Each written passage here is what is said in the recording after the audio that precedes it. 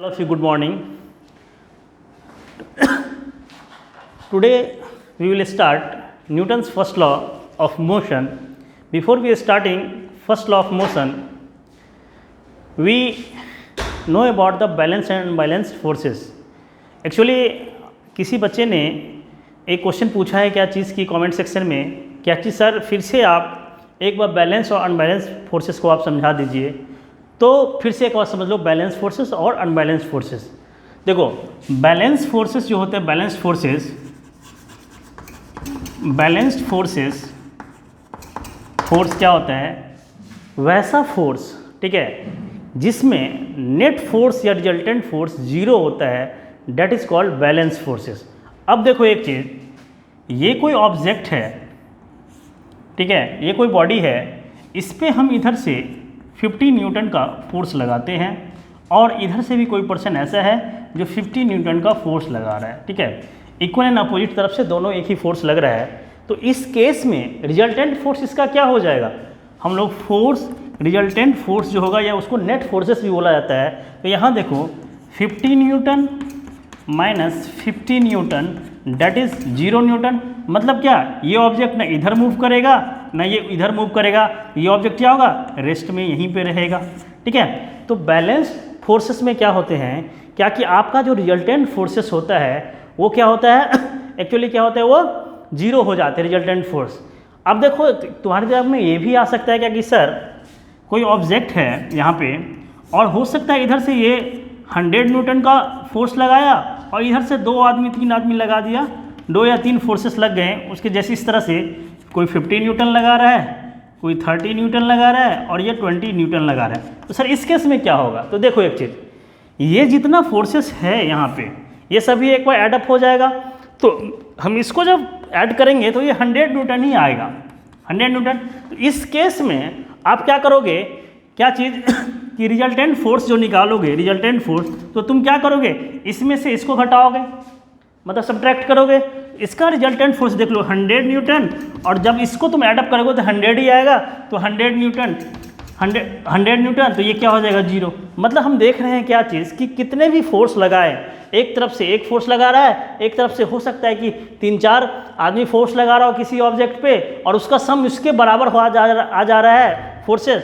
तो जब हम इसको देखते हैं तो हमारा यहाँ क्या आ रहा है, रिजल्टेंट फोर्स 0। मतलब ना ये इधर मूव करेगा ना ये इस साइड मूव करेगा, ये भी क्या होगा, अपना पोजीशन वो इसका रेस्ट में ही रहेगा, that is called balanced forces, ठीक। उसी तरह से आपका सेकंड फोर्सेस है क्या चीज़ कि अनबैलेंस्ड फोर्सेस। तो अनबैलेंस्ड फोर्सेस को भी एक बार देख लेते हैं क्या होते हैं। देखो जो आपका लेवल है 9th क्लास का उतना ये तक सफिशियंट है। अनबैलेंस्ड फोर्सेस को भी एक बार देख लेते हैं। अनबैलेंस्ड फोर्स, देखो इसमें क्या होता है कि रिजल्टेंट फोर्स जो होता है वो 0 नहीं होता है, ठीक। कुछ भी होगा रिजल्टेंट फोर्स 0 नहीं होगा। सपोज एग्जांपल देख लीजिए, ये मैं बताया भी था और ये देखिए एग्जाम्पल, एक ब्लॉक है, यहाँ पे कोई ब्लॉक रखा हुआ है, इधर ये लगा रहा है कितना 50 न्यूटन का फोर्स लगा रहा है इधर, और इधर से लगा रहा है कितना 40 न्यूटन का फोर्स लगा रहा है, ठीक है। इधर से कितना इस ब्लॉक पे 50 न्यूटन का और इधर से इस ब्लॉक पे कितना लगा रहा है 40 न्यूटन का। तो आप एक चीज़ बताइए कि इसका रिजल्टेंट फोर्स क्या होगा, 50 newton minus 40 newton equal to 10 newton हुआ। ये किधर, ये ब्लॉक किधर मूव करेगा, ये इधर मूव करेगा। तो क्या ये इसका ये तो रिजल्टेंट फोर्स जो है क्या 0 हुआ, नहीं ना हुआ, तो that is called unbalanced forces. अब दूसरा एग्जांपल भी देख लो, फिर जो हम लोग बैलेंस फोर्सेस में देखे थे वही चीज़ फिर से देख लो। यहाँ पे क्या चीज़, यहाँ पे सर यहाँ पे 150 न्यूटन का कोई फोर्स लगा रहा है इस साइड, और इधर से 2 पर्सन है क्या कि एक क्या कर रहा है 100 न्यूटन का लगा रहा है और एक 20 न्यूटन का आपको फोर्स लगा रहा है। तो इस केस में क्या होगा कि 150 न्यूटन रिजल्टेंट फोर्स जो होगा इसका 150 न्यूटन माइनस कितना 120 newton, that is called 30 newton. तो ये ब्लॉक जो है, ये बक्स डब्बा जो है किधर मूव करेगा, इधर मूव करेगा।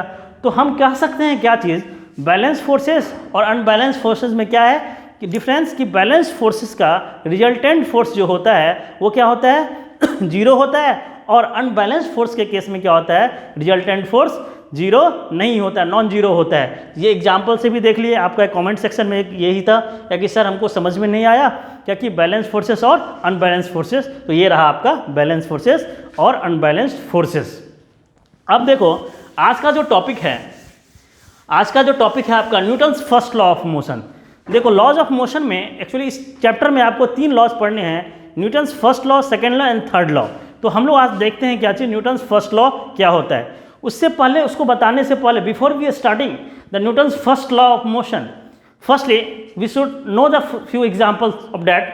सपोज ये कोई टेबल है, ठीक है, ये कोई टेबल है, इस टेबल पे आप बुक रखे हुए हो, ये जो बुक रखे हुए हो हम 2 मिनट के बाद भी देख रहे हैं क्या चीज़, ये बुक उसी वहीं पर रखा हुआ है। 3 मिनट के बाद भी देख रहे हैं क्या, बुक रखा ही हुआ है। अब एक चीज़ बताओ, ये हम 3-4 मिनट तक रिस्पेक्टिव देख रहे हैं क्या चीज़, बुक रखा ही हुआ, मतलब ये रेस्ट में ही है। अब हम क्या करते हैं कि इस बुक पे कोई फोर्स लगाते हैं, ठीक है, इस बुक पे कोई हम फोर्स लगाते हैं, तो ये फोर्स लगाने के बाद क्या हो रहा है, ये बुक का पोजीशन चेंज हो गया। अब ये टेबल पे कहाँ से आ गया, यहाँ भी आ सकता है और हो सकता है बुक यहाँ पे गिर भी सकता है। तो हम क्या देख रहे हैं यहाँ चीज़, कोई बॉडी रेस्ट में था तो वो रेस्ट में ही रह रहा था, और जब हम कोई एक्सटर्नल एजेंसी उस पर लगाते हैं, मतलब डेट इज फोर्स लगाते हैं, उसका पोजीशन भी क्या होता है, चेंज होता है। इसी स्टेटमेंट को हमारे जो एक फेमस साइंटिस्ट है जिसपे जो फिजिक्स के बारे में लिखे हैं कि आपके सर इजैक न्यूटन सर ने 3 स्टेटमेंट दिए हुए हैं, Newton first law, second law और थर्ड लॉ। तो फर्स्ट लॉ में क्या उनका स्टेटमेंट था वो देखते हैं हम लोग यहाँ पे, कि Newton's first law of motion है, उन्होंने बोला था क्या कि a body at rest will remain at rest, जो बॉडी रेस्ट में है वो रेस्ट में ही रहेगा, and a body in motion will continue in motion in a straight line with a uniform speed. बोल रहा है क्या कि जो बॉडी मोशन में है वो मोशन में ही रहेगा, unless it is compelled bye an external forces. External forces सबसे बड़ा इंपॉर्टेंट है, external forces and change it's state और द यूनिफॉर्म मोशन। अब एक चीज़ देखो यहाँ पे, जब हम यहाँ पे फोर्स, यहाँ पे इस ब्लॉक पे देखो, ये पहले क्या था, रेस्ट पे था। हम 2-3 मिनट के बाद भी देखें ये जो टेबल पे जो बुक रखा हुआ वो रेस्ट में ही था, बट जब एक्सटर्नल एजेंट लगता है उस पर कुछ भी चीज़, तो वो क्या रहा, अपना पोजीशन चेंज कर देता है, रेस्ट, अपना स्टेट ऑफ मोशन चेंज कर देता है कि नहीं, वो मोशन में आ जाता है कि नहीं। तो वही ये बोल रहा है, न्यूटन सर ने बोला था क्या चीज़ की, कोई भी बॉडी यदि रेस्ट में है तो वो रेस्ट में ही रहेगा, और कोई भी बॉडी मोशन में है तो मोशन में ही रहेगा, अनटिल एंड अनलेस जब तक उस पर कोई एक्सटर्नल फोर्स ना लगे। तो कैसा फोर्स लगेगा, अनबैलेंस फोर्सेस लगेगा, नॉट अ बैलेंस फोर्सेस। कौन सा फोर्सेस लगेगा, अनबैलेंस फोर्सेस लगेंगे। तो ये है आपके उसके सर, ये न्यूटन्स फर्स्ट लॉ के statement. A body at rest will remain at rest and a body in a motion will continue in the motion in a straight line with a uniform speed unless it is compelled by an external forces to change its states or the uniform motion। ये अब इसी चीज़ में एक है क्या कि आता है टर्म इनर्शिया। इनर्शिया एक्चुअली क्या होता है, इनर्शिया, अब देखो इनर्शिया क्या होता है, ये एक प्रॉपर्टी है। Inertia is that property of a body due to which it resist a change in to the states of rest और अ यूनिफॉर्म मोशन। कोई भी बॉडी रेस्ट में है तो वो रेस्ट में ही रहेगा, और कोई भी ऑब्जेक्ट यदि मोशन में है तो वो मोशन में ही रहने का, इसी टेंडेंसी को हम लोग क्या कहते हैं, इनर्शिया कहते हैं। तो यहाँ पे डिफाइन भी किया गया है क्या चीज़, inertia is that property of a body due to which it resist, ये रेसिस्ट करता है a change in its state. किसका स्टेट्स, बॉडी का स्टेट चेंज करेगा, या वो रेस्ट में होगा तो वो क्या जगह उसका स्टेट्स किस में चेंज करेगा, मोशन में। यदि वो मोशन में रहेगा वो रेस्ट, मतलब वो रेस्ट और यूनिफॉर्म मोशन। अब देखो इनर्शिया जो डिपेंडेंट होता है वो मास डिपेंडेंट होता है, इसलिए बोला जाता है कि मास मेजर द इनर्शिया। तो हम बोलेंगे क्या चीज़, mass is a measure of the inertia of the body. फिर हो गया क्या चीज़, हैवियर ऑब्जेक्ट, जितने हैवी ऑब्जेक्ट होंगे उसके ज़्यादा इनर्शिया होंगे, और लाइटर ऑब्जेक्ट के इनर्शिया क्या होंगे, कम होंगे। तो हम इसको लिखे भी यहाँ पे, जिस क्या है, heavier object have more inertia than lighter object. Lighter object के कम इनर्शिया होंगे रेदर देन हैवियर ऑब्जेक्ट के ज़्यादा होंगे, मोर होंगे। फिर एग्जाम्पल आप देख लो, कोई स्टोन है और कोई फुटबॉल है, तो स्टोन का कोई भारी सा इतना बड़ा स्टोन है और फुटबॉल है, उस दोनों में हैवियर कौन होगा, स्टोन होगा। तो स्टोन का क्या होगा, इनर्शिया ज़्यादा होगा कंपेयर टू किससे, फुटबॉल का। उसी तरह से क्रिकेट बॉल का ले लो एग्जाम्पल, और रबर बॉल का ले लो, तो इसमें मास किसका ज़्यादा है, क्रिकेट बॉल का ज़्यादा है। तो क्रिकेट बॉल का इनर्शिया ज़्यादा होगा और क्या होगा, रबर बॉल का आपका क्या होगा, इनर्शिया कम होंगे। तो हम यही इस एग्जाम्पल दिया हूँ क्या कि stone has greater inertia than the football, football से ज़्यादा इनर्शिया है किसका, स्टोन का। फिर cricket ball has greater inertia than the rubber ball, rubber ball से ज़्यादा क्या होगा, इनर्शिया किसका होगा, क्रिकेट बॉल का होगा। ये सब अभी तक हम लोग देखे हैं। अब देखो देखें अभी तक क्या चीज़ हम लोग, न्यूटन्स फर्स्ट लॉ के बारे में, उसके बाद हम लोग देखें इनर्शिया के बारे में, इनर्शिया क्या होता है, और उसके बाद हम ये भी देखें क्या कि इनर्शिया क्या चीज़ पे डिपेंड होता है, मास डिपेंडेंट होता है इनर्शिया, और हैवियर ऑब्जेक्ट का ज़्यादा इनर्शिया होगा रदर देन लाइटर ऑब्जेक्ट का, ये भी देखे हैं। एग्जाम्पल भी देखें हम लोग क्या चीज़ कि एक क्रिकेट बॉल का और एक क्या बोलते हैं रबर बॉल में देखें कि किसका इनर्शिया ज़्यादा होगा, यहाँ हम देखें क्रिकेट बॉल का ज़्यादा होगा देन रबर बॉल का। फिर हम ये भी देखें क्या, दूसरा एग्जाम्पल भी देखे थे। अब हम लोग देख रहे हैं इनर्शिया कितने टाइप्स का होता है। एक्चुअली इनर्शिया जो होते हैं वो 3 टाइप्स के होते हैं। एक होते हैं inertia at rest, inertia of motion, inertia of direction, inertia of direction. तो इनर्शिया जो होते हैं वो 3 टाइप्स के होते हैं, inertia of rest, inertia of motion and inertia of direction. ठीक, यहाँ पे अब देखो न्यूटन्स फर्स्ट लॉ को हम लोग इनर्शिया लॉ के भी नाम से जानते हैं। न्यूटन्स फर्स्ट लॉ को क्या जानते हैं, इनर्शिया लॉ के भी जानते हैं, और इसको हम अनदर नाम, और है गैलीलियो साइंटिस्ट है उनके भी नाम से जानते हैं कि Newton's first law also called the Galileo's law बोलते हैं। अब देखो ये चीज़ इनर्शिया को बताने से पहले एक बहुत फेमस एग्जाम्पल है इसका। क्या चीज़, एक कोई ग्लास लेते हैं हम, ग्लास टम्बलर लेते हैं और यहाँ पे एक कार्ड रखते हैं, ठीक है, यहाँ पे एक कार्ड रखते हैं और कार्ड पे हम एक कॉइन रखते हैं, कार्ड पे हम क्या करते हैं, कॉइन रखते हैं। तो देखो एक चीज़, ये जो ग्लास पे रखा हुआ है ये क्या है, ग्लास, ये क्या है आपका कार्ड है, कार्ड प्लेइंग कार्ड जो होता है वही कार्ड है। यहाँ ये क्या है, कॉइन है, ठीक है। ये अब देख रहे हैं क्या चीज़, ये भी कार्ड, इसका जो स्टेट है क्या चीज़, ये कॉइन भी रेस्ट पे है, ये आपका ग्लास तो ऑलरेडी भी वो भी रेस्ट पे है, और आपका ये जो प्लेइंग कार्ड है वो भी रेस्ट पे है। अब हम क्या देखते हैं कि जब हम इस पर फ्लिक करते हैं, मतलब थोड़ा सा फ्लिक करते हैं, तो फोर्स हल्का लगाते हैं, हल्का फ्लिक करते हैं इस कार्ड को, तो वो क्या होता है कि अब कुछ ऐसा सीन बन जाता है। क्या चीज़, कार्ड आपका यहाँ आ गया, कॉइन आपका यहाँ पे कॉइन आ गया। तो हम क्या देख रहे हैं कि जब हम फ्लिक करते हैं तो यहाँ से क्या होता है, कार्ड आपका क्या होता है, ये इसका पोजीशन चेंज हो जाता है, इधर आ जाता है, और कॉइन क्या होता है, हो जाता है यहाँ गिर जाता है।